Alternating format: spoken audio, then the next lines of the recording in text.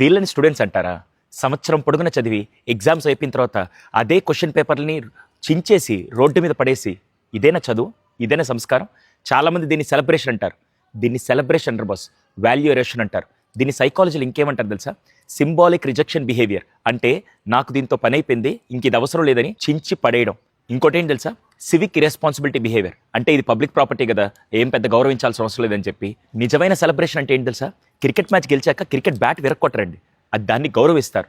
Badminton ఆడిన తర్వాత ఆ ర్యాకెట్ని ఎవరు విరక్కొట్టరు, దాన్ని గౌరవిస్తారు. అలాగే సంవత్సరం పొడుగున చదివి మనకింత సంస్కారం నేర్పిస్తున్న చదువుని దయచేసి మీరు చించేసి మీ బతుకులు రోడ్డు మీద పడేస్తున్నారు. కాలికి పుస్తకం తగిలితేనే మనం కళ్ళకత్తుకుంటాం కదా, అలాంటిది మీరు రోడ్డు మీద పేపర్లన్నీ చించేసి పడేస్తే ఎంతమంది తొక్కుంటూ వెళ్ళి నెక్స్ట్ డే జిహెచ్ఎంసీ ఒకరికి మనం ఎందుకు పని పెడుతున్నాం? ఇదేనా మీ రెస్పాన్సిబిలిటీ? పేరెంట్స్ అందరికీ మనవి, మీ పిల్లలు కనుక మీతో వస్తున్నప్పుడు మేక్ షూర్ ఇది జరగకుండా చూడండి. మనం సివిక్ సెన్స్ పెంచాల్సిన బాధ్యత మనది. అలాగే స్కూల్ వ్యాన్స్లో పిల్లల్ని తీసుకొని వస్తున్నప్పుడు కూడా దయచేసి పిల్లలు ఎగ్జామ్ లాస్ట్ రోజు చించేసి పడేసే విధంగా చేస్తుంటే ఇమీడియట్ యాక్షన్ మాత్రం తీసుకోండి. ఇది మనం మన దేశాన్ని కాపాడుకుంటూ మనం పిల్లలకి నేర్పాల్సిన బాధ్యత ఇది. దీని మీద మీ అభిప్రాయం ఏంటో కింద కామెంట్ సెక్షన్లో తెలియజేయండి.